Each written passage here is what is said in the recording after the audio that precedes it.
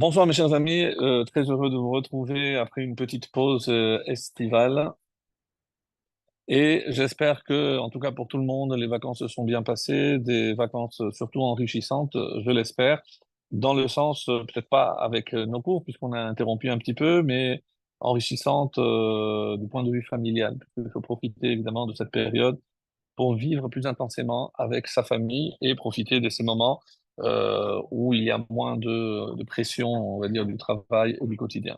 Voilà. Alors, on a zappé quelques parachiotes, comme va être Hanan et Réé, extrêmement importantes. On essaiera de se rattraper, si Dieu veut, avec le livre. En tout cas, je vous annonce que le livre de Shemot est en cours, Bezrat Hashem, et qu'il sortira, je l'espère, pour lorsqu'on arrivera à la paracha de Shemot vers janvier. En tout cas, nous sommes la cinquième paracha de Devarim, la paracha de Shoftim, Shoftim Veshotelim. Donc, on va voir de quoi parle d'une manière générale cette paracha. C'est toutes les règles relatives aux juges, comme son nom l'indique, Shofetim, les juges. Il y a aussi les rois, il y a aussi les Kohanim, les Lévim, aux prophètes. Il y a aussi ce qu'on appelle les Ir Miklat, les villes de refuge, c'est-à-dire les droits d'asile et tout ce qui concerne la procédure judiciaire est également à la fin. Donc, on parlera des droits de la guerre. Et c'est ce qui va enchaîner avec la paracha suivante, qui était lorsque tu sortiras en guerre. Donc, on va voir que c'est aussi une paracha qui est quasiment toujours lue dès le début du mois de Elul. En effet, nous sommes à Rosh Chodesh et je profite pour vous souhaiter donc un excellent Rosh Chodesh. Nous sommes ce soir le premier Elul, donc il y a eu 2 jours de Rosh Chodesh. Et donc le mois de Elul tombe toujours avec la paracha de Shoftim et les Chachamim évidemment vont essayer de faire le lien. Comment se fait-il que cette paracha tombe toujours à proximité du mois de Elul? Qu'est-ce que ça représente? Nous savons que après les 3 semaines de malheur, qu'on appelle Sheloshat de Pura Anuta, entre le jeûne du 17 Tammuz et le jeûne du 9 Av, nous avons commencé ce qu'on appelle les Shiva de Nechamuta, donc les 7 semaines, les 7 Shabbatot de consolation. Et si en règle générale, donc la Haftara a toujours un lien avec la paracha, mais pendant ces semaines-là, donc comme il s'agit essentiellement de consolation, comme on va le voir, Nachamu, Nachamu Ami, Anochi, Anochi, Anachamchem. Donc il y a toujours un thème de consolation dans les parachutes que nous sommes en train de lire. Et ce qui est assez étonnant, c'est qu'il y a toujours un terme qui est doublé. Nachamu, Nachamu Ami, Anochi, Anochi, Hum, Menachamchem. Et c'est ce qui fait dire aux Chachamim que pour une semaine de malheur, il y a 2 semaines de consolation, puisqu'on a besoin de plus de consolation. Et c'est véritablement, avec les événements que nous sommes en train de traverser, c'est véritablement ce dont on a besoin le plus, la consolation pour la perte, malheureusement, de tout ce que, non seulement les soldats, mais ces otages abattus récemment de sang-froid. Donc, on est face à des gens qui ne connaissent pas le sens de la cruauté ou de la miséricorde. Et comme on va le voir avec Shaoul, c'est quelque chose qu'il va réaliser, ce qui va lui coûter d'ailleurs la royauté. Comme le dira l'Agmara, David a commis 2 erreurs et il a maintenu la royauté. Shaoul n'a fait qu'une seule erreur et il a perdu la royauté. Donc, quelle est cette erreur? C'est lorsque il a laissé vivre le roi de Amalek. Donc, il s'est montré miséricordieux avec ceux qui sont cruels. Et ça va lui coûter, oui, mes chers amis, ça va lui coûter la royauté. On ne peut pas être miséricordieux, Rachaman, avec ceux qui sont cruels, surtout avec Israël. Donc, la Torah nous a donné déjà un exemple. Qu'est-ce qu'il va devenir Shaoul pour, comme il s'est montré miséricordieux à l'égard de ceux qui sont cruels, donc qu'est-ce qu'il va faire? Il va détruire toute une ville de Kohanim parce qu'ils ont eu le malheur. On va voir tout à l'heure dans la Gemara, ils ont eu le malheur, Achimeler, qui était le Kohen à cette époque-là, et donc la ville de Nov, qui hébergeait 85 Kohanim avec leur famille, et parce qu'ils ont hébergé et nourri David, qui était en fuite, eh ben, malheureusement, on va voir que Shaoul va faire tuer 85 familles avec les femmes, les enfants et les animaux. Alors, comment quelqu'un qui a épargné le roi de Amalek a pu, a-t-il pu massacrer une ville de Kohanim qui étaient des gens d'une sainteté extraordinaire? Alors, la réponse des Rachamim est très dure, mes chers amis, mais ce sont les moments que nous sommes en train de vivre ici et partout d'ailleurs. C'est parce qu'on n'a pas le droit de se montrer, et c'est ce que la Gemara, c'est ce que les Chachamim vont nous dire, celui qui est miséricordieux avec ceux qui sont cruels deviendra cruel avec des gens miséricordieux. Donc c'est exactement ce qui s'est passé avec Shaul, et il faut croire qu'on n'a pas appris la leçon. Il est interdit de se montrer Rahaman, miséricordieux, à l'égard de gens qui, eux, font preuve d'une cruauté qui est au-delà de tout ce qu'on peut imaginer. On l'a déjà vu depuis le 7 octobre et tout récemment encore, ça n'a pas changé. Donc, pour revenir un petit peu au thème que va développer cette paracha, j'ai choisi la fin de la paracha. Alors, peut-être juste reprendre le début, parce que c'est intéressant comment la Torah envisage donc l'organisation de la société, et pour cela, il faut nommer des juges. Alors, le mot en hébreu, et c'est ça ce qui est assez étonnant, parce qu'il y a marqué Shofetim veshotelim titen lecha. Alors, généralement, et c'est comme ça qu'on traduit généralement, tu nommeras des juges. Et qu'est-ce que c'est shoterim? Shoterim, généralement, c'est des officiers. Donc, s'il y a les shoftim qui légifèrent, il faut évidemment une force pour justement faire appliquer la loi. À quoi ça servirait d'établir des règles et des lois si on ne veille pas à leur application? Et donc, c'est pour ça que les shotrim, c'est d'ailleurs en hébreu moderne, shotrim, ce sont des policiers. Ici, on appelle des officiers, on peut dire que c'est, comme certains vont le traduire, certains parlent de scribes, c'est d'ailleurs la traduction par exemple de la Septante, on parlera d'officiers inspecteurs, des préposés, ou comme je l'ai dit en hébreu moderne, ce sont des policiers. Autrement dit, ceux qui sont là pour faire exécuter les lois, ceux qui ont légiféré, donc les juges. Ce qui est intéressant, puisque ça va de pair, comme j'ai dit, Shofetim veshotelim titen lecha bechol she'arecha, donc tu te donneras des juges et des magistrats dans toutes les portes, on parle ici des villes, que te donne le Seigneur ton Dieu. Donc, pourquoi la paracha ne s'appelle pas Shoterim, Shofetim veshoterim, et les Chachamim nous disent que c'est un clin d'œil pour ce qui nous attend la fin des temps, la venue du Mashiach, où il y aura des shofetim. Et ce qui est intéressant, mes chers amis, c'est que comme cette paracha parle de rois, parle de prophètes, mais tout est placé sous le terme générique de shofetim, des juges, parce que le roi est aussi un juge, parce que les naviim, les prophètes sont aussi des juges. Donc c'est un rôle extrêmement important. Et pourquoi je disais, on appelle la paracha que Shofetim et pas Shoterim, parce que lorsque le Mashiach sera là, il y aura des Shoftim, donc on va récupérer évidemment tous ces juges, Ashiva Shofetenu Kevarishona, donc rétablit, restitue nos prophètes comme dans le temps. Donc c'est ce qu'on demande 3 fois par jour dans la prière, dans la Hamida. Donc c'est ici parce que à la fin, lorsque le Mashiach viendra, on n'aura pas besoin d'officiers pour veiller à l'exécution de ces lois, puisque lorsque le Mashiach sera là, donc tous les Juifs auront compris de même l'importance, évidemment, d'accomplir la volonté divine. Il n'y aura pas besoin d'exercer une quelconque pression pour obliger les gens à accomplir, à se soumettre aux lois établies par la Torah. Et si on n'a pas eu l'occasion d'établir peut-être un lien avec les parachiotes précédentes, que ce soit depuis Vatranan, avec Ekev, avec Réé, mais ce qui était très important, c'est le statut de la terre d'Israël. À savoir que pour mériter la terre d'Israël, il y a une condition. Et cette condition, c'est la soumission à la volonté divine. Donc la terre ne peut donner, c'est comme si quelque part, la terre attendait ses enfants, et il y a cette image de la matrie, même si en français on parle plutôt de patrie, mais la mère matrie, la mère, donc par rapport à la terre qui est nourricière. Donc quelque part, il y a une relation de mère à enfant, comme on l'a vu dans la paracha de la semaine dernière, banim atem. Donc vous êtes considérés mes enfants, et donc la terre joue le rôle de la mère. Donc, et la mère donc qui donne justement le lait zavat à la voûte vache. Donc ici, c'est pas parce qu'on a tellement de lait qu'on l'exporte, il ne s'agit pas de ça. Mais c'est comme une mère, quand est-ce qu'elle a du lait? C'est lorsqu'elle met au monde un enfant. C'est-à-dire, c'est le moment où on transforme l'impur en pur. Comment se produit le lait chez une femme qui va allaiter, c'est lorsqu'elle donne la vie.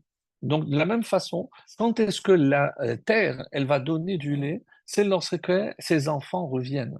Et reprenez l'exemple de Sarah, lorsque elle a eu Yitzhak, donc toutes les femmes qui avaient eu des enfants sont venues parce ils n'ont pas cru que c'était possible. Donc, elle a allaité tous les enfants qui étaient venus pour voir ce miracle, comment elle avait réussi non seulement à mettre au monde un enfant, mais à donner assez de lait à tous ses enfants. De là, on comprend, mes amis, que lorsque les enfants d'Israël sont sur la terre et que la terre joue ce rôle de mère, n'est pas une mère seulement pour nous les Juifs qui habitons, mais elle va justement permettre l'abondance pour toutes les autres nations. Et c'est ce que les nations n'ont pas encore compris. Que tant que on ne nous laisse pas tranquilles habiter et exercer notre droit sur la terre, certes, mais également, et ça c'est la condition, Ve'ayim shama tishmeu, si vous écoutez et vous accomplissez la volonté divine à travers la Torah et les mitzvot. Donc, qu'est-ce qui donne de la force à nos ennemis? C'est lorsqu'on abandonne la Torah et les mitzvot. Et mes amis, aujourd'hui, avec ce qui est considéré comme on a du mal à le dire, mais c'est comme ça qu'on le vit ici en Israël. C'est comme si on avait déclaré une guerre, oui, une guerre à l'orthodoxie. Parce que lorsqu'on parle d'augmentation dans les crèches et autres, qui sont les principaux concernés? C'est évidemment tous ceux qui ont les familles nombreuses, autrement dit, les religieux. Donc, ils veulent mettre à mal justement tous et la loi qui est passée pour obliger maintenant tout le monde. Je ne veux pas faire un débat par rapport à cela, mais on n'a pas compris que tant qu'il y a un secteur du peuple juif qui s'occupe de Torah, c'est pour protéger et préserver l'ensemble du peuple et surtout notre droit de rester sur cette terre d'Israël. Parce que c'est la condition par laquelle Dieu nous a donné cette terre et c'est la condition pour laquelle, sine qua non, c'est une condition sine qua non, pour qu'on puisse y résider sans être perturbé par tout ce qui nous veulent du mal. Donc, ça, c'est une petite introduction que vraiment je voulais faire par rapport à ce que nous avons vu les semaines précédentes. Alors, on arrive maintenant, donc j'ai dit qu'il y avait 3 semaines de malheur, 7 semaines de consolation, et c'est pour ça que je disais qu'il y a 2 termes toujours qui se répètent, parce qu'on a besoin de plus de consolation que de malheur, comme si Hachem cherchait à nous consoler, et il y a le dernier Shabbat dans cette série qui est celui qu'on appelle Shabbat des Tioufta, c'est de la Teshuvah, c'est celui qui correspond au Shabbat Shuvah. Donc, ce qui fait 3 de malheur, les 7 de consolation jusqu'à Rosh Hashanah, et entre Rosh Hashanah et Kippour, il y a le Shabbat Shuvah, celui qu'on appelle Shabbat Shuvah. Alors, qu'est-ce que on va voir par exemple dans cette paracha? Il y a pas moins de 41 commandements dans la paracha de Shoftim et par lequel on commence Minouï Shoftim. Le fait de nommer des juges fait partie des obligations de la Torah. Donc c'est une mitzvah positive de nommer des juges. Donc on doit nommer des juges évidemment qui vont exercer l'application de la loi selon la Torah et certainement pas selon la loi des nations. Ça, c'est considéré comme une hérésie. Alors, le Shla Akadosh nous dit, par exemple, que pourquoi cette paracha est toujours lue à proximité du mois de Elul, parce que quels sont les she'arim, les portes, les ouvertures? On avait déjà traité ce thème en profondeur les années précédentes. Donc, on dit que les portes, c'est les portes par lesquelles j'accède au monde. Donc, ce sont les oreilles essentiellement et les yeux. Et donc, qu'est-ce que je dois mettre? Shofetim beshotelim. Je dois mettre des juges. Faire attention à ce que je vois, faire attention à ce que j'entends. Ça, c'est extrêmement important, surtout le mois de Elul, comme on va le voir. Le mois de Elul qui est considéré comme le dernier mois de l'année, puisque on va entamer ensuite le mois de Tishri avec Rosh Hashanah. Et donc, c'est le dernier mois, c'est le mois du bilan, où on va essayer de s'amender, de rectifier ce qui peut être. Et c'est sur ce point-là que je voudrais revenir en m'inspirant de la dernière mitzvah qui est citée dans cette paracha, qui est ce qu'on appelle Aigla Arufa. Aigla, donc c'est une génisse, Arufa, à qui on brise la nuque. Donc, vraiment un épisode extrêmement bizarre s'il en est. Alors, je vais juste lire rapidement les versets qui concernent cette mitzvah que je viens de vous lire pour que l'on comprenne qu'il y a ici quelque chose d'assez étonnant. Qui matière halal. Donc, on est au chapitre 21. Je vous lis directement en français pour gagner du temps. Si l'on trouve un cadavre gisant dans le champ, quelque part dans le pays que l'Éternel, ton Dieu, te donne en possession, et on ne sait pas qui l'a frappé. Tes anciens étaient juges. Autrement dit, le Sanhedrin. Alors, on va voir où est-ce qu'on va traiter ce thème de la Egla Harufa. Donc, il y a tout un chapitre dans la Torah orale, dans Masechet Sota, et c'est le dernier, le neuvième chapitre du traité de Sota, qui s'appelle Egla Arufa, qui parle de tous les détails de cette mitzvah. Donc assez étonnant que ça se trouve dans Sota, mais on en dira un petit mot. Donc ils sortiront pour se rendre là où se trouve le cadavre, et c'est comme ça qu'ils vont mesurer la distance de ce point aux villes situées du cadavre. Alors la Gemara, par exemple, parle des cas particuliers. Si la tête a été séparée du corps, donc, est-ce que je dois compter la distance du corps jusqu'à la ville par rapport au corps, c'est-à-dire le nombril, le centre du corps est appelé le nombril, c'est comme ça que la Gemara va dire, ou alors si la tête est séparée, si je considère que c'est la tête la plus importante, donc le centre de la tête étant le nez, est-ce que je calcule du nez jusqu'à la ville? Combien de personnes doivent se déplacer du Sanhedrin? Ça, c'est la première Mishnah que je lirai tout à l'heure. Donc, je termine d'abord ce qui est écrit ici clairement dans la Torah. Donc, ils vont mesurer la distance de ce point aux villes situées autour du cadavre, et ceci, comme l'expliquera Rashi, afin de déterminer quelle est la ville la plus proche. Cette ville, c'est elle qui va assumer donc la responsabilité de racheter la culpabilité causée par le meurtre. Comment?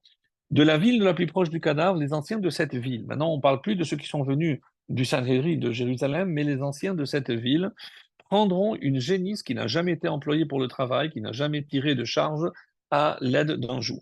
Et les anciens de cette ville feront descendre cette génisse dans une vallée vierge qui n'a jamais été labourée ou semée, et là, dans la vallée, ils briseront la nuque de cette génisse. Comment? La Gemara va donner les détails à l'aide d'une hachette. Donc, on frappe par derrière avec une hachette, et c'est comme ça qu'on lui brise la nuque. Et la mort de cette génisse, qui est trop jeune pour pouvoir, pour avoir engendré de la descendance, est tuée dans un endroit justement qui n'a jamais produit culture, et justement, comme pour la consommation, puisqu'on ne peut pas la manger, puisqu'elle n'a pas été tuée et abattue rituellement. Et c'est comme ça qu'on va racheter la mort de cet individu dont la vie a été fauchée avant qu'il ne parvienne à réaliser tout son potentiel. Alors maintenant, verset 5, les prêtres lévites de cette ville s'approcheront de cette génisse décapitée, car l'Éternel, ton Dieu, les a choisis pour qu'ils le servent et bénissent le peuple au nom de l'Éternel, et par la parole de leur bouche, toute controverse et toute plaie de la peau seront jugées. Tous les anciens de cette ville qui ont été proches du cadavre se laveront les mains au-dessus de la génisse décapitée dans la vallée, et ils déclareront, donc une façon de déclarer qu'ils sont innocents, et diront, nos mains n'ont pas versé, même indirectement, rajoute Rachi, ce sang en permettant à cette personne de sortir de cette ville sans une escorte, sans il ait été accompagné, car nos yeux ne l'ont pas vu partir. Les prêtres, donc à ce moment-là, s'adressent à Dieu en disant, accorde le rachat à ton peuple, et en hébreu, c'est kaper le amecha. Donc accorde le rachat de ton peuple Israël, que tu as racheté éternel, et ne fais pas retomber la culpabilité de ce sang innocent sur ton peuple Israël, et c'est ainsi que la culpabilité du sang sera achetée pour eux. Cependant, si par la suite le meurtrier de cette personne est découvert, tu devras encore éradiquer la culpabilité du sang innocent de chez toi. Comment? Eh bien, en exécutant la sentence, car tu dois faire ce qui est juste Ben, comme ça se termine la paracha. Kita aseh hayashar be'enei Hashem, tu feras ce qui est juste, ou plutôt ici droit aux yeux de l'Éternel. Et donc c'est la fin de cette paracha. Alors, ce qui est très étonnant, je disais que il y a dans le traité de Sota donc tout un chapitre, le neuvième chapitre, qui parle de tous les détails de la Hagla Arufa. Et la première Mishnah de ce chapitre euh, nous dit la chose suivante. Hagla Arufa Bilshon HaKodesh. Les déclarations prononcées lors de la cérémonie de la Hagla Arufa doivent être faites dans la langue sainte. Donc tout le monde doit s'exprimer en hébreu. Ve'atzeu zekenecha ve'shortecha. Donc il y a marqué, lorsque Ki'imatzer halal badama, lorsqu'ici un cadavre est trouvé, comme je viens de le lire, tes anciens et tes juges sortiront. Alors, les Chachamim ici sont partagés. Combien de personnes doivent aller pour mesurer? Donc, on dit ici tes anciens, ceux qui sont dans le Sanhédrin. Donc, par juge, il y a au moins deux, puisque c'est un pluriel. Et donc, c'est un des avis, mais on ne peut pas garder un chiffre pair, il faut toujours un chiffre impair pour se départager. Donc, le minimum, donc ça va être trois. Un autre avis dira cinq, c'est ce qui est marqué par la suite. Shelosham ibeddin agadol b'Yerushalayim hayotzein. Donc, Rabbi Yehuda Omer, donc ça, le premier avis dit qu'il y a trois. Rabbi Yehuda dit non, Hamisha. Pourquoi? Parce qu'il y a Zekenecha et Shoftecha. Donc, deux et deux, ça fait quatre. Deux juges et deux anciens, ça fait quatre. Mais comme ils font un nombre impair, c'est cinq. Et écoutez la suite. Et Veshoftecha, donc il y a trois. Euh, ne peut pas être nombre impair, donc Mosifina Alem Odechad. Nimtsa Tamun Begal. Alors, si le cadavre a été trouvé enseveli sous un tas de pierres, au Taloui Beilan, ou pendu à un arbre, ou flottant sur la surface de l'eau, alors à ce moment-là, on ne brisait pas la nuque, parce qu'il fallait qu'il soit Adama, donc il fallait qu'il soit sur terre, parce qu'il y a marqué que bah, Adama, et donc il n'y a pas ce signe-là, donc on ne pouvait pas le faire. Et un autre cas, et c'est assez intéressant, je termine avec ça, Nimtsa Samour la Séphar. Donc, si le cadavre a été découvert à proximité, Séphar, ici, c'est la frontière de Israël, ou alors les Il Sheruba ou des Kochavim, une ville qui est habitée majoritairement par des non-juifs. Alors, Oleï En Babedin, une ville où il n'y a pas de tenue de briser la nuque.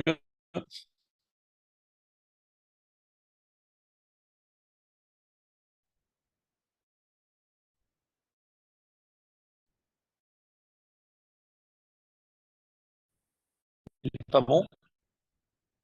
Ça va bien? Ça va? Vous êtes là.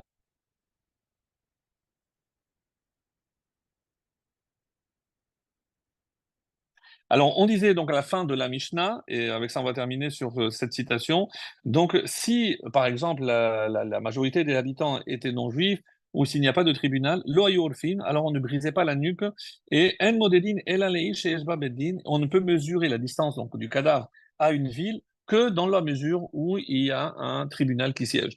Donc c'est un chapitre extrêmement long, donc pour vous donner une idée de tout ce que contient comme détail cette cérémonie de la nuque brisée qui reste véritablement un mystère parce que si on réfléchit bien, c'est pas normal, encore une fois, que on brise de cette façon la nuque. Généralement, c'est pas comme ça qu'on tue un animal. On sait que la shechita, c'est pour faire moins souffrir l'animal, alors que en brisant avec une hache, vous imaginez la souffrance, donc, et on coupait la tête de l'animal.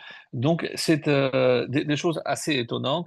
Elles sont expliquées en profondeur dans le Zohar, à quoi ça correspond, etc. Donc, on ne va pas rentrer dans tous ces détails. Moi, je voulais plus me rapprocher de ce que le mois, ça représente par rapport à nous, encore une fois, et le mois de Elul. Qu'est-ce que ça peut nous apporter comme enseignement? Parce que ce n'est pas du tout ce que nous, on imagine. On a ici, comme Rachid va le rapporter, c'est dans la Gemara que ça va être dit, pourquoi on exige de ces anciens-là de tremper les mains en disant que nos mains n'ont pas versé ce sang. Et puis qui va les accuser? Parce qu'on sait très bien que c'est les anciens, c'est pas eux, mais c'est une forme de responsabilité. Alors, quelle est la responsabilité? Jamais je n'aurais pu penser à accuser justement les anciens de la ville la plus proche. Qu'est-ce qui s'est passé? Pourquoi la Torah va-t-elle exiger de ces anciens de tremper la main dans le sang pour, en quelque sorte, admettre que leur innocence ou leur non-culpabilité. Alors, ce qui est intéressant, c'est un autre avis qui va être cité dans la Gemara par la suite, celui de Rabbi Eliezer ben Yaakov. Et là, c'est vraiment époustouflant. Donc, on a dit qu'on devait faire déplacer de Jérusalem ou 3 ou 5 en fonction de la lecture que je donne au texte de la Torah. Lui, il vient et dit non. Zekenecha veshoftecha, donc ici, la Torah est claire, et tous les anciens, donc ça veut dire que tous les anciens, c'est tout le Sanhédrin. Veshoftecha était juge, mais qui étaient les juges à cette époque-là, à part le Sanhédrin de 71 membres? Il admet qu'il fallait que le roi se déplace et que le Kohen Gadol aussi se déplace. Attention, mais comment je peux déplacer 73 personnes pour un cadavre jonché dans la terre dont on ne connaît pas les circonstances de sa mort? Mais comment il peut exiger une telle chose? C'est ahurissant. Donc, à tel point que la Gemara va dire que si on assiste par exemple à un meurtre normal, si un assassin, donc si quelqu'un assassine un homme, et il se trouve que cet homme, on se rend compte qu'il était malade, qu'il avait une maladie, et de toutes les façons, il était ce qu'on appelle dans les animaux terefa. Qu'est-ce que c'est terefa? Terefa, c'est qu'il était en quelque sorte déjà mourant, agonisant. C'est pour ça que lorsqu'on fait l'abattage, pourquoi on vérifie les poumons? C'est pas pour savoir juste si on peut, parce que si on trouve une anomalie dans les poumons, et cette anomalie essentiellement est représentée par un trou, parce que si il y a un trou, un orifice dans le poumon, ça voulait dire que cet animal était voué à la mort. Et donc, quand je vais, même si j'ai tout fait selon les règles, l'abattage rituel, mais comme j'ai abattu un animal qui de toutes les façons devait mourir, je ne peux pas le manger. Donc, si un assassin euh, donc il va commettre un meurtre, il va tuer quelqu'un, il s'avère que cette personne de toutes les façons était agonisante, alors il n'est pas accusé parce qu'il a tué quelqu'un qui était mort, littéralement.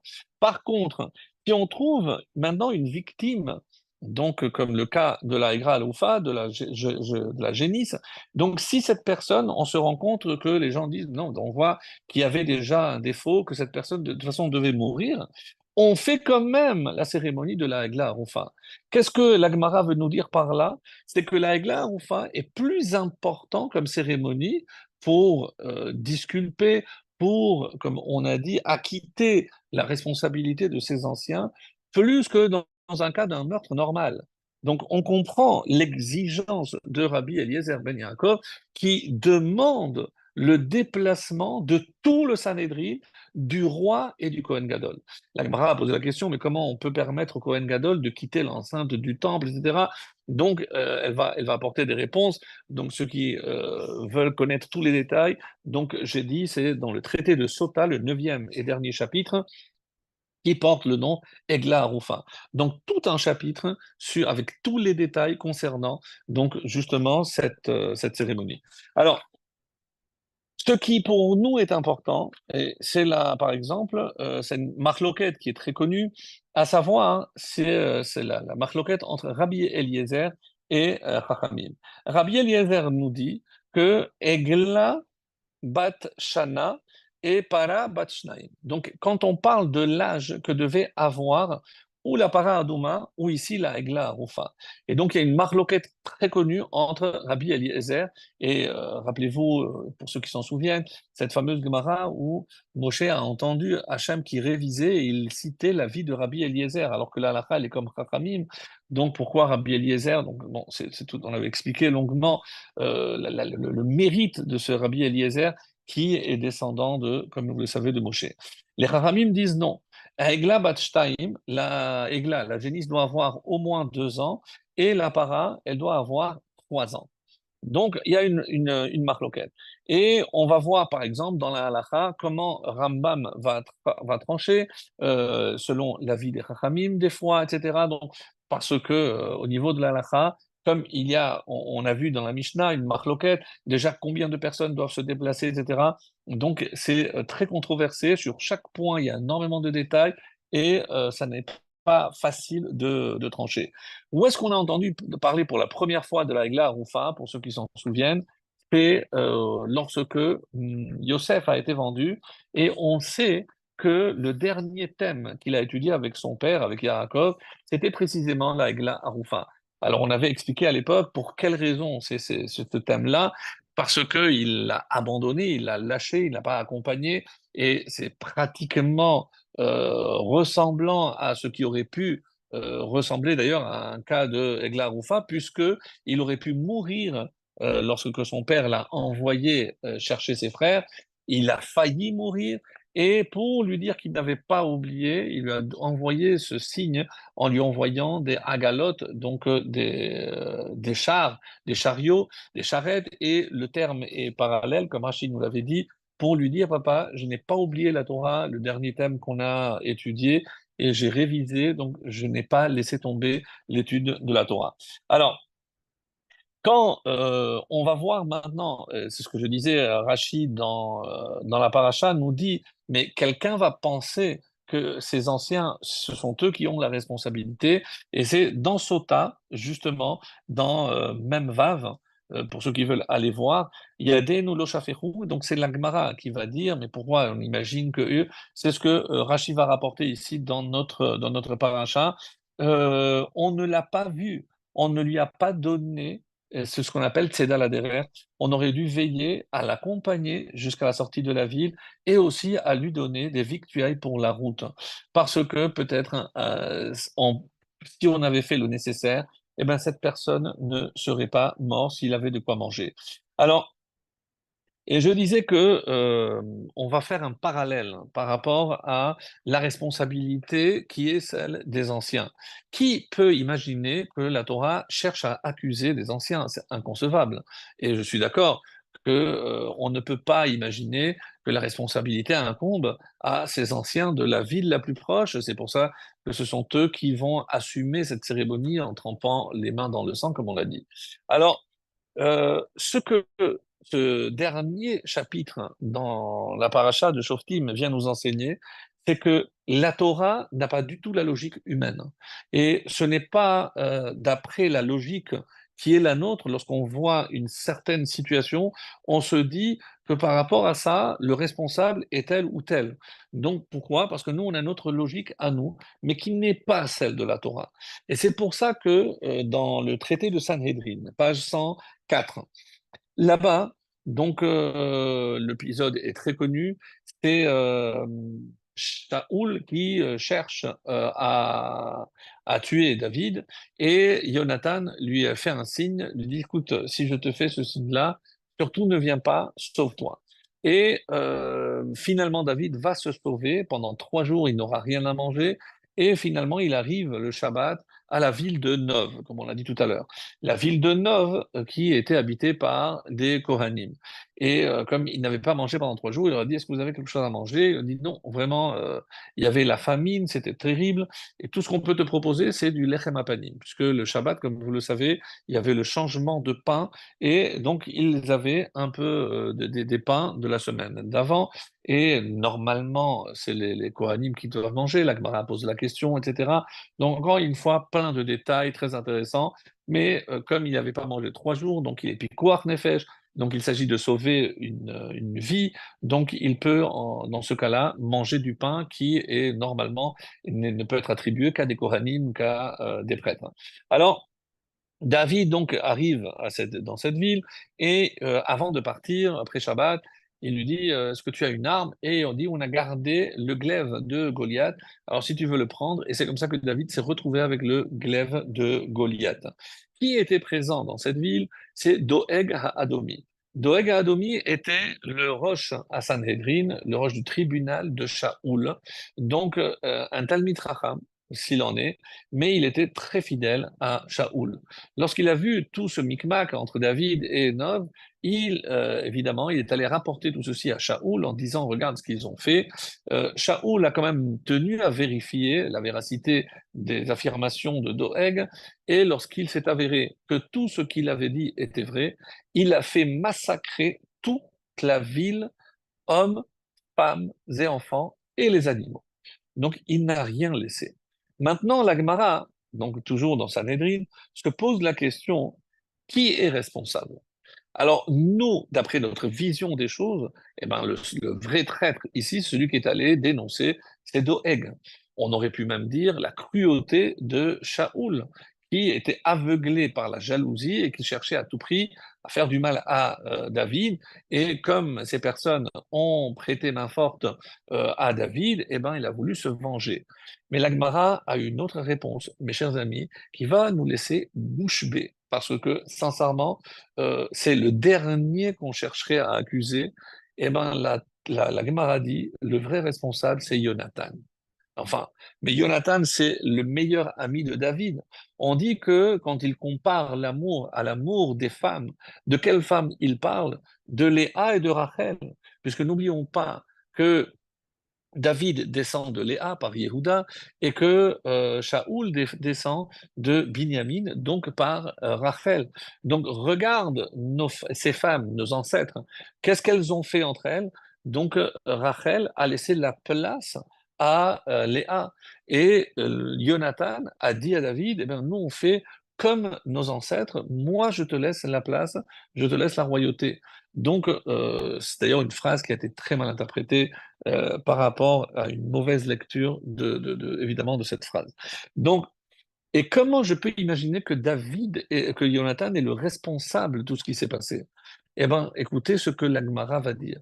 Parce que si Jonathan avait donné 2 morceaux de pain à David, écoutez bien, la ville de Nov aurait été épargnée, Shaoul et ses 3 enfants, dont Jonathan, ne seraient pas morts, et Doeg à Adomi, donc lui qui a dénoncé effectivement, il aurait eu le Olam Haba. Tout ça pour 2 morceaux de pain. C'est ahurissant. C'est-à-dire que nous, on n'a pas du tout la même lecture des événements que la Torah.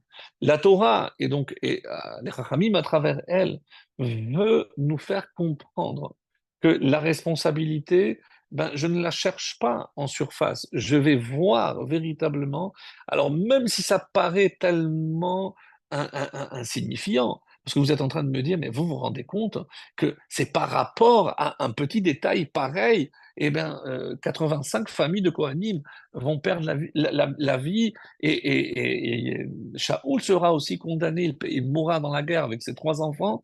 Tout ça pour oui, tout ça pour 2 morceaux de pain. Donc, qu'est-ce que cette Guémara met en lumière? C'est lorsque je cherche l'origine d'un événement, il faut que je sois capable de remonter à la vraie source, un détail qui aurait changé tout le cours des conséquences que, justement, ce petit détail n'aurait pas entraîné s'il avait été fait tel qu'il aurait dû l'être. Donc, mais évidemment que Jonathan, il adorait David, que Jonathan, encore une fois, il a donné sa vie, il a laissé sa place, tout ce que vous voulez. Mais imaginez que ce petit détail de rien du tout aurait pu avoir des conséquences colossales. C'est ce que cette paracha vient nous enseigner.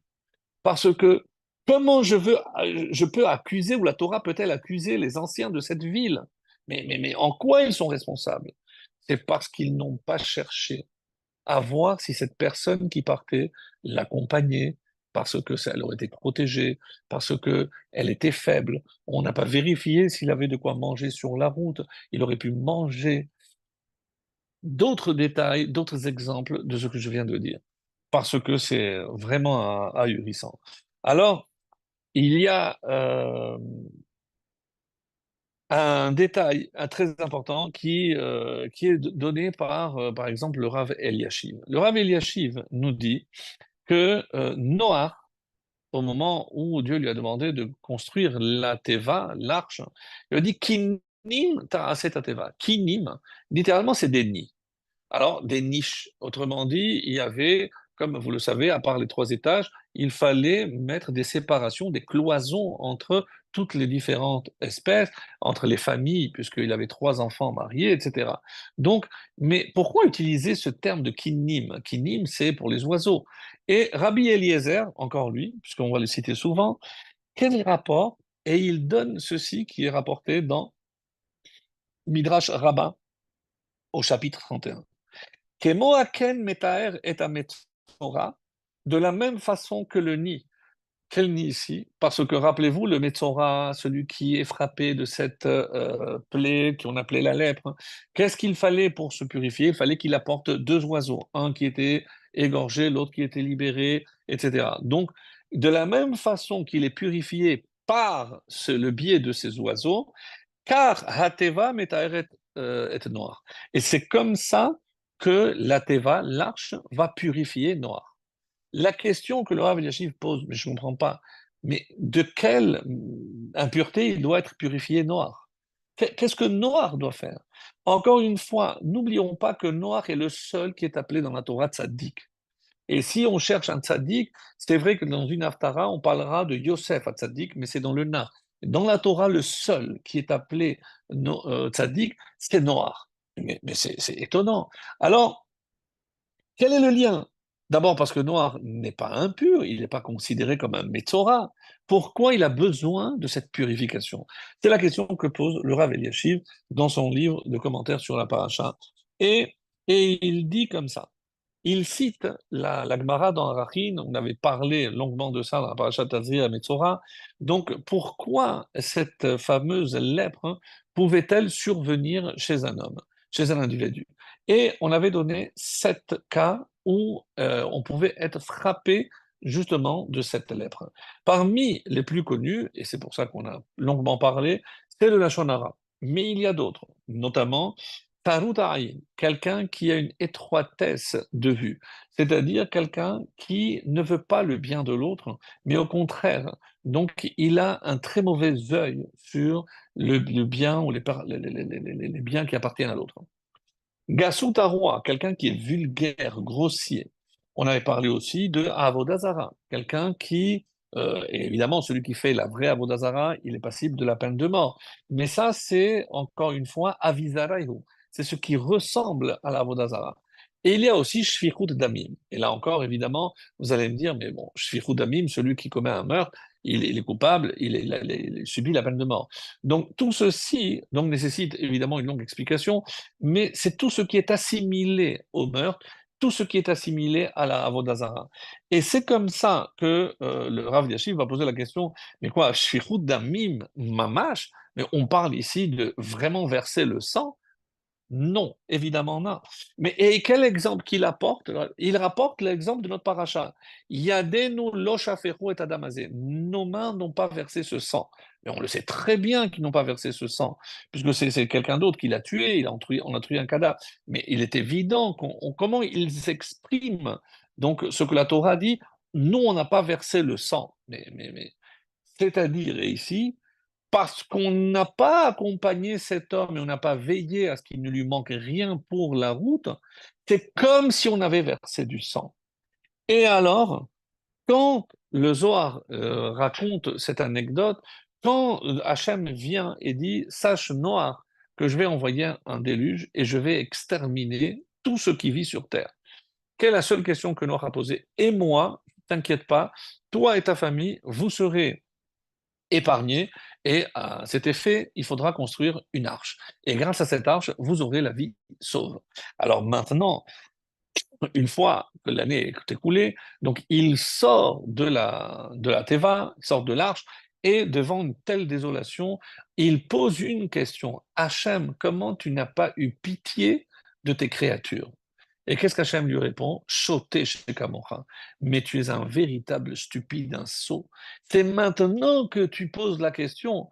Pourquoi tu n'as rien dit quand j'ai dit que j'allais exterminer? Tu ne t'es pas prononcé. Maintenant, c'est trop tard. Et c'est maintenant que tu me demandes pourquoi je n'ai pas épargné. Mais il fallait, quand je te l'ai annoncé, au lieu de penser à ta petite personne, il fallait aussi penser aux autres. Si tu étais intervenu.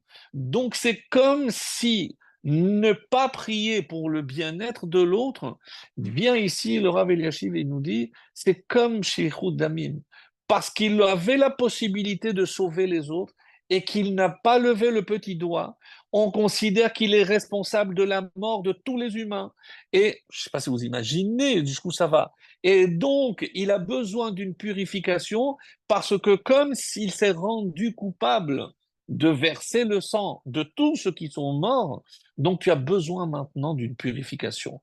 Et c'est ce processus qu'il va subir à l'intérieur de l'arche, c'est être purifié pour ne pas avoir, ce qu'on peut dire, intervenu pour essayer en tout cas de sauver l'humanité.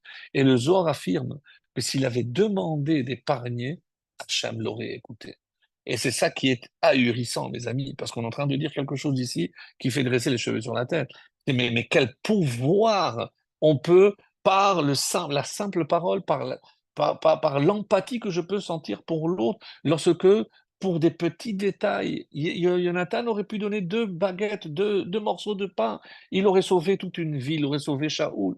Mais c'est ahurissant. Il serait sauvé lui-même, puisqu'il fait partie de ses victimes. Alors, dans les cieux, et c'est ce qu'il ressort de tout ça, les comptes ne sont pas ceux des hommes. Ils sont différents. On ne fait pas les mêmes calculs et on n'a pas la même façon de voir les événements comme la Torah le perçoit. Dans un autre texte, et on va terminer avec cet exemple-là qui est flagrant, mais comme on approche de Elul, je voulais véritablement qu'on soit un peu conscient de tout ce que l'on peut changer et comme je le dirai par la suite, c'est que des fois, lorsque Hachem nous demande de nous améliorer, donc c'est pas la peine de viser, je le dis très souvent, parce que si on vise des choses trop difficiles, on ne pourra pas maintenir. Les personnes qui décident de ne pas fumer. Oui, combien de tentatives? Les personnes qui commencent la diète se disent non, il faut que vraiment que je maigrisse, mais combien de fois on commence, combien de fois on échoue, combien de fois qu'est-ce qui se passe? Comment le mécanisme, puisque, comme l'affirmera la Gemara, Hergel ne'esa teva.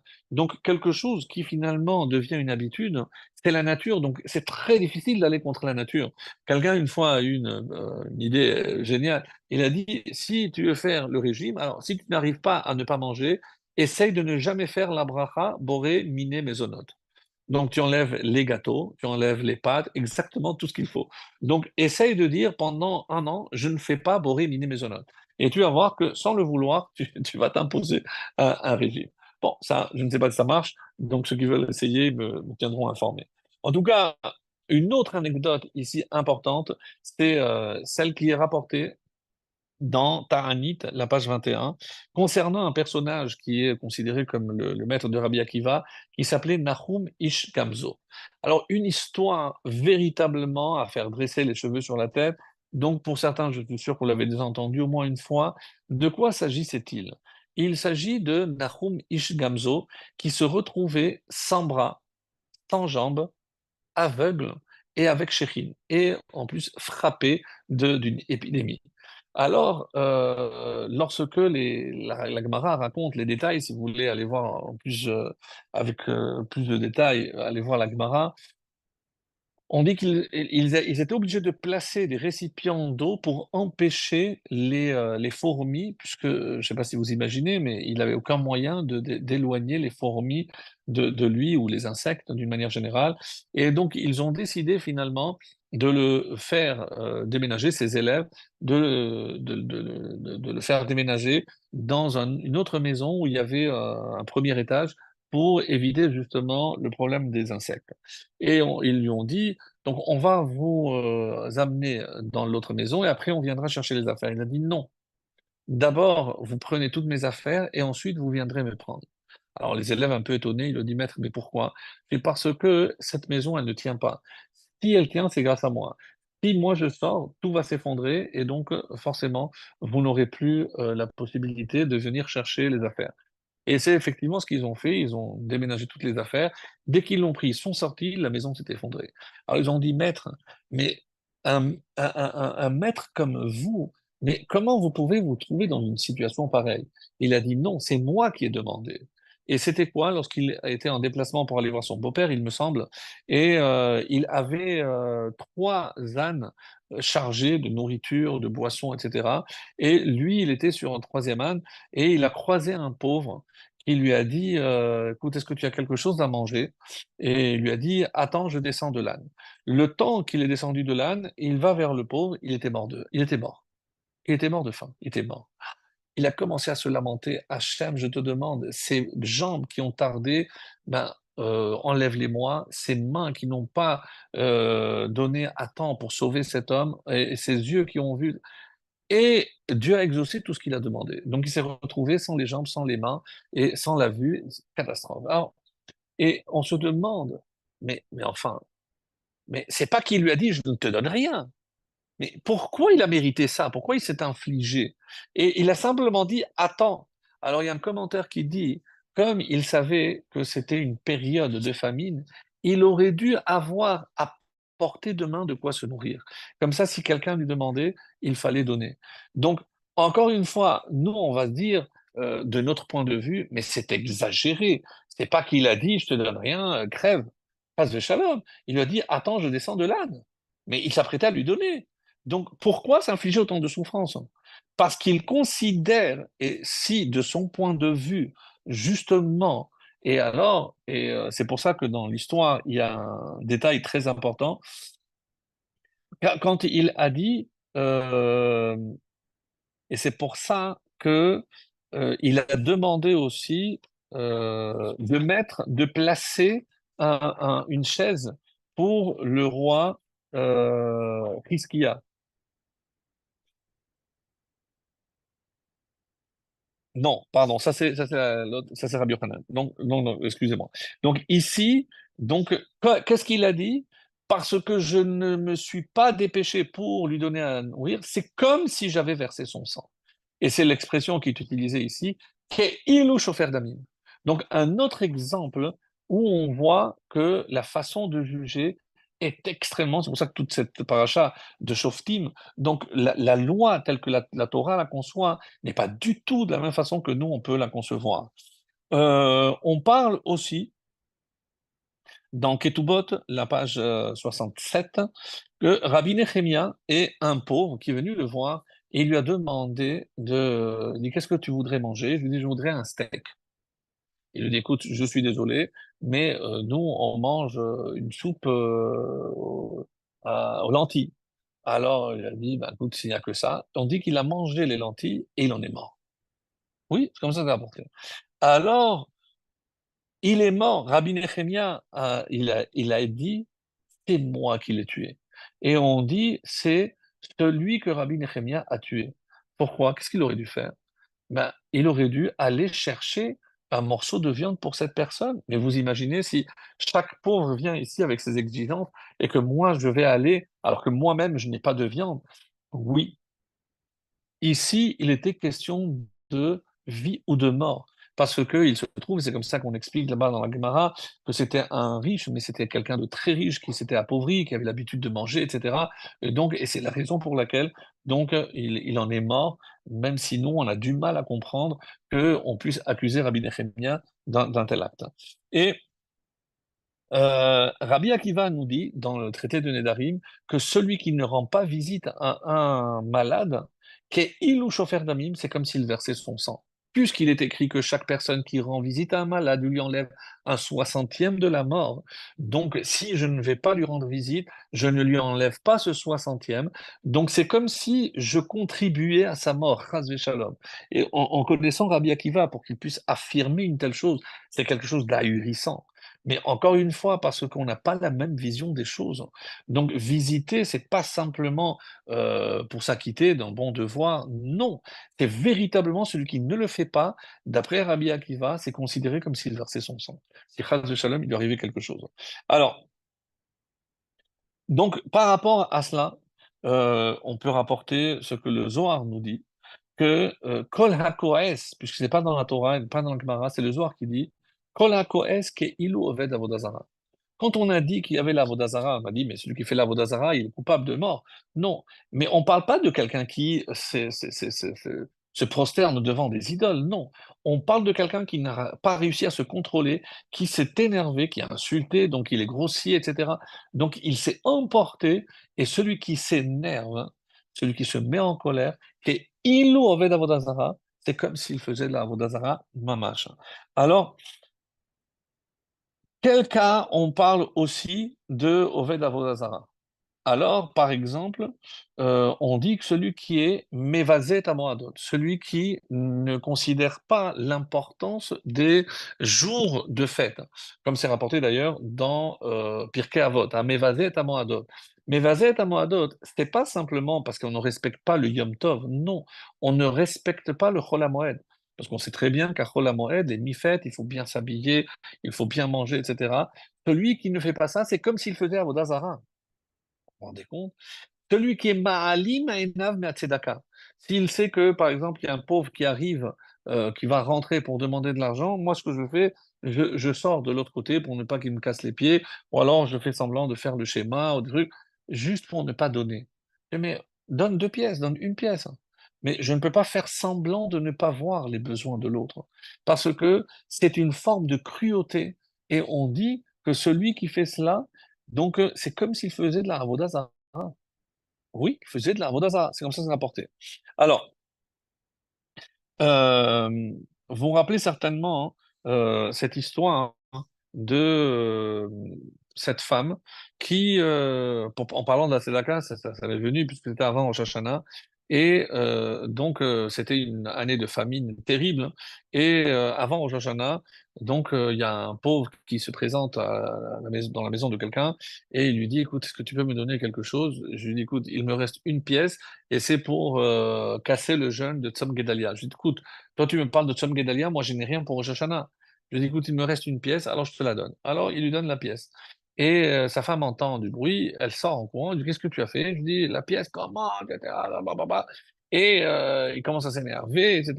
Il se fâche avec sa femme avant Rosh Hashanah, et on dit qu'il est allé dormir dans le cimetière. Et dans le cimetière, il a entendu les voix. Rappelez-vous, il a entendu que celui qui va semer trop tôt, il n'aura rien. etc. Et chaque fois qu'il écoutait, il faisait, et c'est comme ça qu'il s'est enrichi. Et malheureusement, sa femme, à un moment donné, lui a dit, mais dis-moi comment tu sais, dis-moi comment tu sais. Et dès qu'il lui a dit comment il opérait, il est retourné au cimetière et il a entendu, non, celui-là, il vient pour écouter, on ne peut plus parler à côté de lui. Et depuis, donc, il n'a pas pu le faire. Alors, ceci pour nous dire, mais le détail ici, c'est pourquoi il est allé dormir dans un cimetière. Parce qu'on est avant Rosh Hashanah. Et on dit, c'est comme ça que dans la Chassidoute, on explique, c'est que pour sentir le vrai jugement, c'est pas parce que c'est plus calme dans un cimetière, c'est parce que c'est notre vie qui est en jeu. Où est-ce que je peux m'en rendre compte la manière la plus visible? C'est dans le cimetière. C'est pour ça qu'on explique qu'il est allé dans le cimetière. Alors, euh, le Rav Shach cite un Roche très connu, Roche Rabbeinu Asher, et il dit qu'avant Rosh Hashanah, il est bon de remplir son lit de larmes. Comme ça, c'est marqué. Et il nous dit, et s'inspirer de l'exemple de Rabbi Yochanan ben Zakkai. C'est comme ça qu'il dit. Alors, on ne sait pas très bien qu'est-ce qui s'est passé avec Rabbi Yochanan ben Zakkai. Alors, le Rabbi Yochanan ben Zakkai, pour ceux qui se souviennent peut-être, hein, c'était ce sage qui est sorti de la ville de Jérusalem dans un cercueil, mais à part ça, il est rapporté dans le 4e chapitre de Berachot, à la page 28b. Je vous lis rapidement. Lorsque Rabbi Yochanan ben Zakkai Chala, il est tombé malade, ses élèves sont entrés chez lui pour lui rendre visite. Et lorsqu'il les a vus, on dit qu'il s'est mis à pleurer. Ses élèves lui ont dit, mais toi, Ner Israël, la lumière d'Israël, le pilier de droite, un puissant marteau. Tout ça, c'est évidemment des titres. Mi penema taboré, pourquoi te pleures-tu? Et il leur a dit, si c'était devant un roi de chair et de sang qu'on allait me mener pour être jugé, alors aujourd'hui, il est ici et demain, il est dans la tombe. Et même s'il s'énerve contre moi, sa colère n'est pas une colère éternelle. Et s'il m'emprisonne, son emprisonnement n'est pas un emprisonnement éternel. Et s'il me met à mort, sa mise à mort n'est pas éternelle. Et je peux l'amadouer avec des mots et le corrompre avec de l'argent. Et malgré cela, j'aurais pleuré. Mais maintenant, maintenant que l'on va me mener devant le roi des rois, devant le Saint béni soit-il, qui est vivant et qui demeure à jamais, qui, s'il s'énerve contre moi, sa colère est éternelle, et s'il m'emprisonne, son emprisonnement est un emprisonnement éternel. et que s'il me met à mort, sa mise à mort est éternelle, et je ne peux ni l'amadouer avec des mots, ni avec de l'argent, le corrompre avec de l'argent. Et non seulement cela, mais en plus, il y a devant moi deux sentiers, un pour le Gan Eden et l'autre pour le Gehinnom. Et je ne sais pas dans lequel on va me conduire. Pour que vous ayez une idée de qui est Rabbi Yochanan ben Zakkai, on dit que celui qui a tout étudié, la loi Torah, la Torah écrite, la Torah orale, la Torah des secrets, le Maaser Merkava, il connaissait tous les secrets de la Torah, Rabbi Yochanan ben Zakkai. Et lui, il se pose la question s'il va aller au Gehinnom, alors qu'est-ce qu'on doit dire, nous? Et ils lui ont répondu, Yehi Ratson. Donc il leur a dit, et vous voulez que je ne pleure pas, en sachant que je ne sais pas où je vais aller? Alors les élèves lui ont dit, Rabbeinu, si c'est comme ça, bénis-nous. Et il leur a dit que la volonté d'Hachem soit, que la crainte du ciel soit sur vous, autant que la crainte d'un être en chair et en sang. Et ses élèves lui ont dit, Adkan, ça, c'est ça la prière, c'est ça la bracha que tu nous donnes. Et c'est ça que notre crainte d'Hachem n'excède pas celle d'un homme simple. Et il leur a dit, on le vaille, si seulement elle pouvait être équivalente. Sachez que chez Adam Over Avera, que quand un homme commet une faute, Omer, qu'est-ce qu'il dit? Pourvu qu'aucun homme ne me voie. Alors, si on pouvait avoir cette même crainte, et la fin de cette braïta dit, au moment de son décès, il a dit à ses élèves, hein, Panu kelim pene tum'a, vider, enlever les objets à cause de la tum'a, parce que s'il meurt, donc tous les objets, surtout en kheres, en argile, ne peuvent pas être cachérisés, donc il fallait les briser, ils allaient être perdus. Donc sortez-les avant que je meure, comme ça ils pourront être préservés. Ve'achinu kiseh lechizkiyahu melech Yehuda sheba, et préparez un siège pour Chizkiyahu, le roi de Yehuda, qui vient pour m'accompagner. C'est la fin du texte. Qu'est-ce que le roi Hiskiaou vient faire ici et qu'est-ce que ça a à voir avec la mort? Donc le roi Hiskiaou était bien, bien avant. On n'a plus de roi à cette époque-là. Et il y en a qui disent qu'il était de la descendance de Hiskiaou Améler et qu'à l'époque de Hiskiaou Améler, il n'y avait pas un seul enfant qui ne connaissait pas toutes les lois de pureté et d'impureté.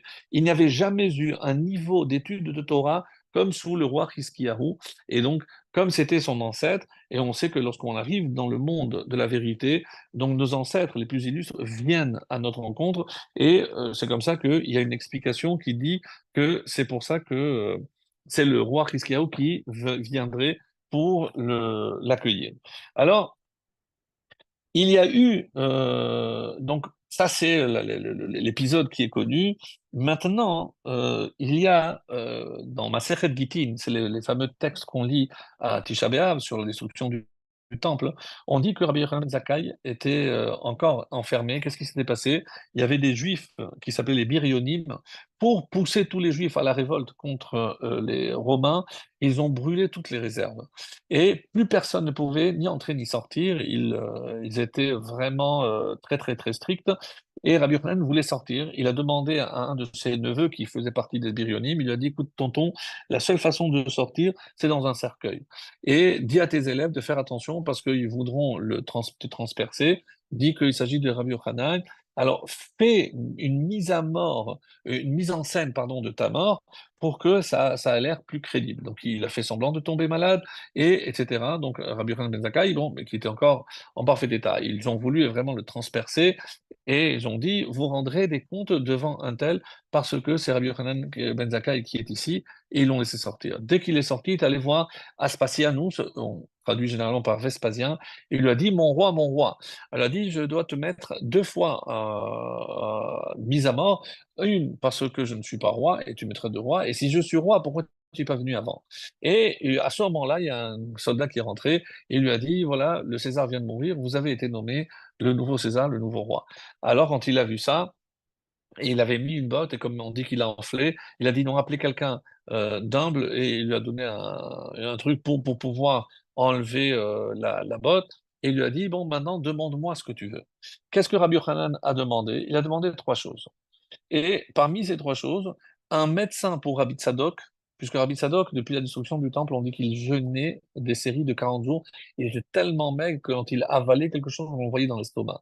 Et il était à deux doigts de la mort, donc il a dit il voulait un médecin. C'est comme ça qu'il est écrit.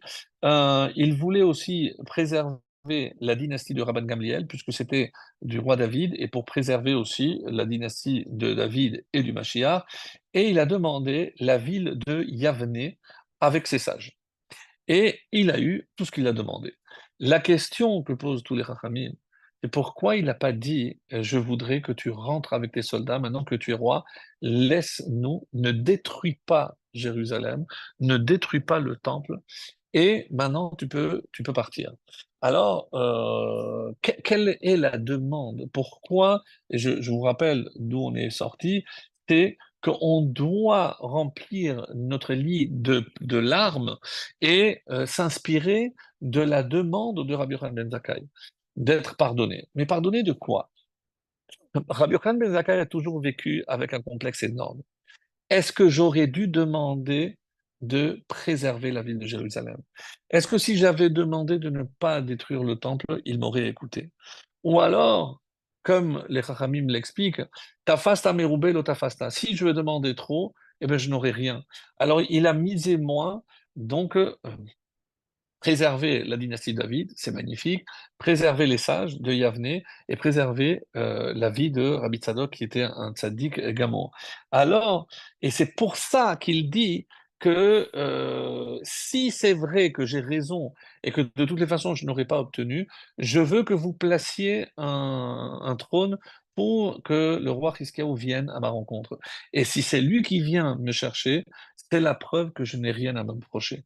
C'est-à-dire, il a vécu jusqu'au son dernier souffle en sachant, en ne sachant pas s'il allait mériter le Guéhinam, parce que tous les Juifs qui allaient être tués lors de la destruction du temple, eh ben, s'il avait pu les sauver, il aurait porté la responsabilité. Voilà comment ça rejoint ce que nous disions par rapport à la Hégla Enfin, donc, d'après lui, et c'est ça qu'on a, nous, du mal à comprendre, c'est que il a vécu toute sa vie avec cette responsabilité.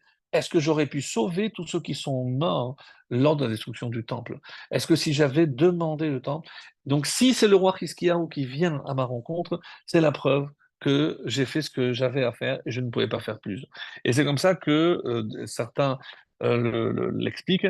Si il vient, Ben Yoyada et d'autres commentaires de la Gemara disent ça, alors je serai rassuré parce que ça voudrait dire que de toutes les façons, je ne pouvais pas faire plus que ce que j'ai fait.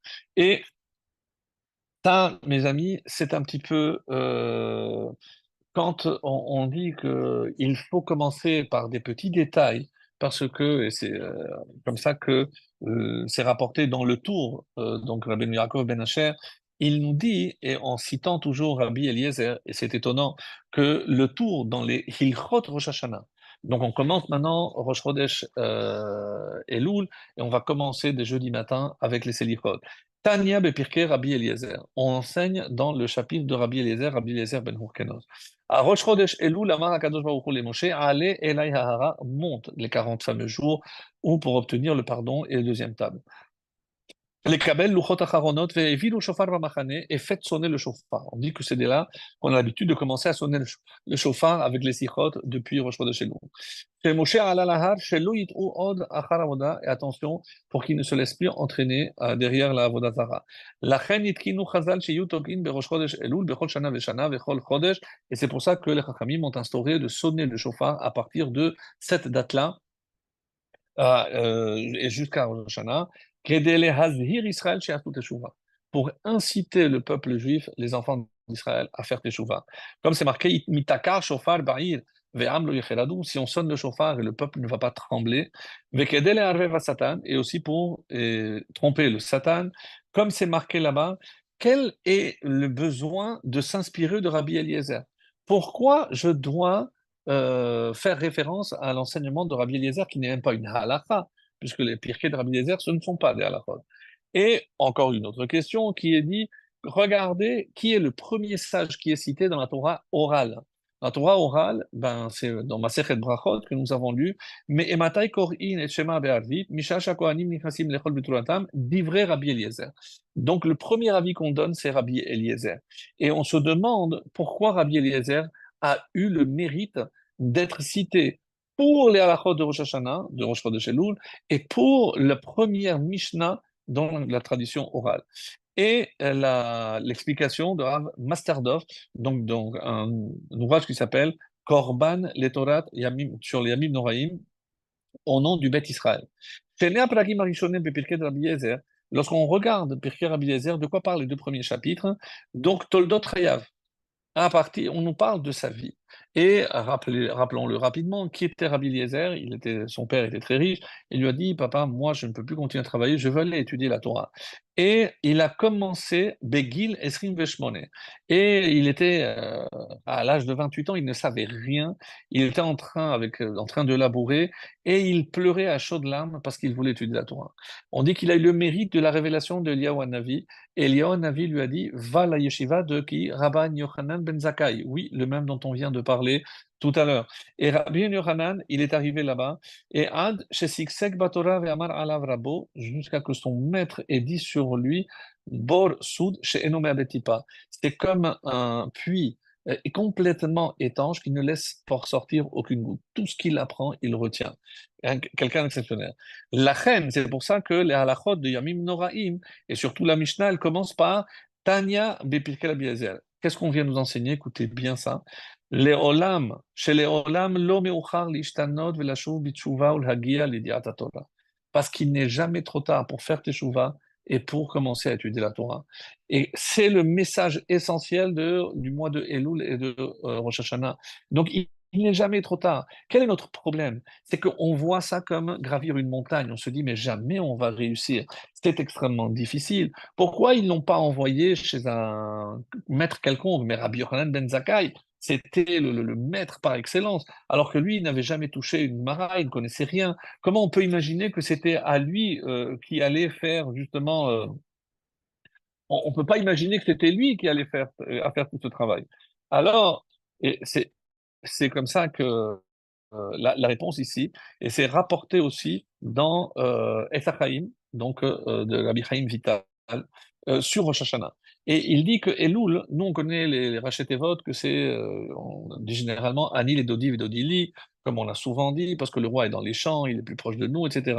Mais il y a un autre verset dans la paracha de Mishpatim, dans Shemot, chapitre 21, verset 13, qui a marqué là-bas, Veim lo tzada. Donc c'est Inna leyado vesamtila. Donc le verset nous dit, mais celui qui n'a pas guetté, ou celui qui n'a pas tendu une embuscade, il ne cherchait pas à tuer avec préméditation, Vea Elohim inna leyado. Et Hachem, donc, lui a rendu possible de quoi? Et à la main de qui Hachem a fourni l'occasion, Vesam tilecha, je te fixerai quoi, un lieu où tu pourras aller te réfugier. Et donc, Hachem mettra à ta disposition un endroit où tu peux te réfugier. Inna leyado vesamti lecha, c'est initial Elul. C'est-à-dire que le mois de Elul est considéré comme un refuge dans le temps, un refuge dans l'espace, un refuge aussi dans la réflexion. Parce que si on veut changer quelque chose, de quoi il s'agit ici, et c'est ce qu'il faut comprendre, et comme le Sefer Achinour va nous dire, les fiches avon areticha chamo. Donc normalement, à qui était destinée cette ville refuge? Quelqu'un qui a commis un meurtre par inadvertance. Ce qu'il est dit ici, c'est pas quelqu'un qui a fait, comme donc c'est un meurtre involontaire. Mais pour nous montrer, justement, il y en a qui disent pour que les proches de la victime ne le voient pas, voilà, se balader tranquillement. Donc, il était là-bas pour le protéger lui aussi, mais pour qu'il réfléchisse. Parce que si finalement c'est par son biais qu'Hachem a fait mourir cette personne, même si c'est par inadvertance, c'est qu'il a quelque chose malgré tout à se reprocher. Mais par rapport au mois de Elul, et c'est comme ça que Rabbi Chaim Vital va l'expliquer, c'est le mois de Elul est une sorte de refuge. Donc, on a besoin de s'enfermer. On a besoin peut-être de changer aussi de cadre, de changer notre routine. Tant qu'il n'y a pas un changement, eh ben, malheureusement, on ne pourra pas opérer une teshuva. Mais ce qui est difficile, parce que pour changer, il faut changer de lieu, il faut aussi prendre sur lui quelque chose qui va finalement. Rappelez-vous cette fameuse histoire de ce roi qui était en conflit avec un pays voisin, mais qui était très petit, et il n'arrivait pas à le vaincre. Et il a dit, celui qui me donnera un conseil de comment le vaincre, eh ben, je laisserai une heure entière dans ma salle de trésor. Et il y a un général qui s'est présenté, ils ont réussi à le vaincre. Il a dit, mais attends, mais il va rentrer pendant une heure, il va me vider ma salle de trésor. Il s'est renseigné, il avait deux passions. La première, c'était un fin gourmet, il adorait. Et l'autre, c'est aussi, il aimait beaucoup la musique classique. Alors, ils lui ont dit, vous allez, avant d'arriver à ma salle de trésor, vous allez installer deux tentes. Une où il y aura les meilleurs traiteurs avec les meilleurs plats, et la deuxième, les meilleurs orchestres symphoniques. Et donc, quand il a commencé à goûter, il a dit, bon, il me reste encore 50 minutes, bon, je peux goûter ça, je peux goûter ça. Après, il avance, il est resté une demi-heure, il a commencé à écouter, ah là là là, et l'heure est passée, il n'a rien pu avoir. Donc, quel est le message ici? C'est qu'on ne vient pas dans ce monde que pour profiter de ce que l'on aime. Il y a des choses pour lesquelles le Hachem met à sa disposition, à notre disposition, sa salle de trésor. Ce sont les mitzvot. À chaque fois, je pourrais faire des mitzvot, mais je me laisse entraîner par, on va dire, les passions de chacun. On va trouver toujours, et le Sahara trouvera toujours les moyens de nous détourner, malheureusement, et on le sait, qu'il est très fort pour ça. Alors, Hergel m'a dit Nessa Teva. Et c'est pour ça que si maintenant je veux avoir raison de mon cerveau, il faut que je sois capable de l'occuper avec autre chose. Parce que le cerveau donc, a besoin de ce. Comme quelqu'un qui se ronge les ongles. Une fois, il était devant le râle, il dit comment tu fais Shabbat? Parce que c'est assourd. Donc, comment tu vas faire? Donc, il y a énormément. Alors, bon, il y a des manières de faire. Et c'est pour ça que Elul est appelé le Chodesh HaShinui, c'est le changement. Le changement, c'est le cas de dire, c'est maintenant. C'est le mois de Elul où on peut changer. Attention, ne jamais se fixer. Donc, il faut penser en grand, mais réaliser des petits détails. C'est par ces petits détails que je vais avancer beaucoup plus que en essayant de faire des grandes choses. Parce que c'est pas comme ça qu'on va réussir. Et on dit que Rabbi Nehorai, c'est comme ça que c'est rapporté dans Pirkei Avot, il a dit Heve Golé va toujours dans un endroit de Torah. Et pourquoi qui était ce Rabbi Nehorai? Alors on dit que c'est rapporté aussi dans Shabbat 147, c'est Rabbi El-Hazar Ben Erach. Alors pourquoi on l'appelle Nehorai? Parce qu'on dit qu'il a oublié toute la Torah, parce qu'il est allé dans un endroit où il s'adonnait à des boissons, le vin, et bon, il est allé à Dubaï, là-bas, il a très bien vécu avec les plaisirs, avec les belles voitures, etc. Et Nimshach Acharem. Et il s'est laissé entraîner, il a commencé à oublier la Torah. Et un jour, il est monté la Torah, et Rosh Chodesh, d'ailleurs, et au lieu de dire Chodesh Hazeh Lachem, Rosh Chodashim, il a dit Chodesh Hazeh Lachem, il a lu Hacheresh Hayaliba. C'est que son cœur était sourd, muet. Donc, il s'est réveillé, il s'est rendu compte, et les Rachamim ont demandé Rachamim sur lui, de la miséricorde, et il est revenu, et c'est lui qui a dit Hizhir Atanash Yegole le makom Torah velo le makom hashotim b'mizel keyayim. Il a faire très attention qu'un homme doit toujours veiller, même pour les vacances, à chaque moment, d'avoir un endroit où il y a la Torah, pour soi-même et surtout pour ses enfants. C'est ça, ce qu'on peut appeler Irémiklat, comme on a parlé tout à l'heure de la Teva, parce qu'attention à tous les courants qui peuvent nous emporter. Et je voulais terminer, puisqu'on a parlé de Masechet Sota, j'aimerais terminer justement par la Masechet Sota, puisque la Masechet Sota a parlé de Egla Rufa, mais vous n'imaginerez jamais par quoi se termine cette Masechet et ce chapitre 9.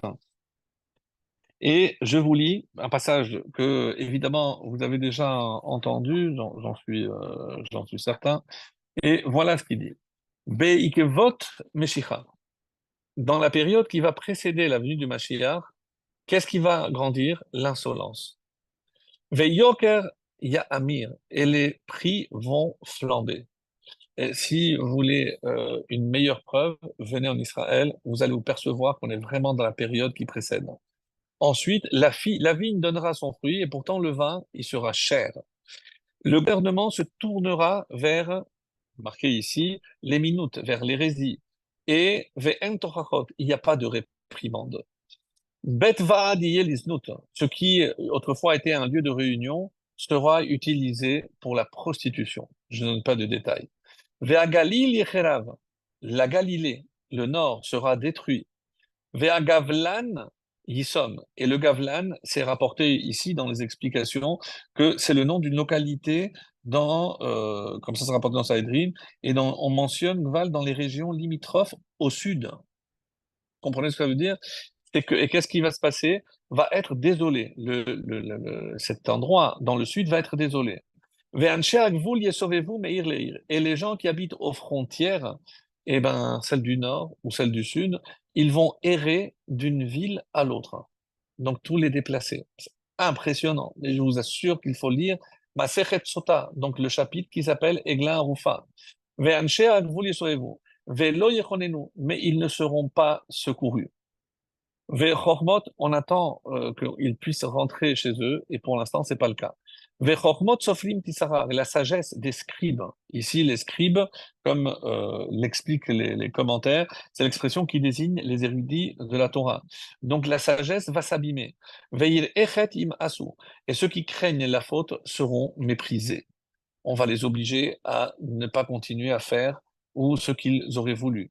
Veha emet tehene ne'aderet, et c'est le mensonge qui va primer, la vérité sera absente. Ne'arim pene zekenim yalbinu, les jeunes feront pâlir le visage des anciens, les anciens se lèveront en présence de petits, le fils va outrager son père, la fille se dresse contre sa mère, les ennemis d'un homme, oive ish anshebeto, sont les membres même de sa maison.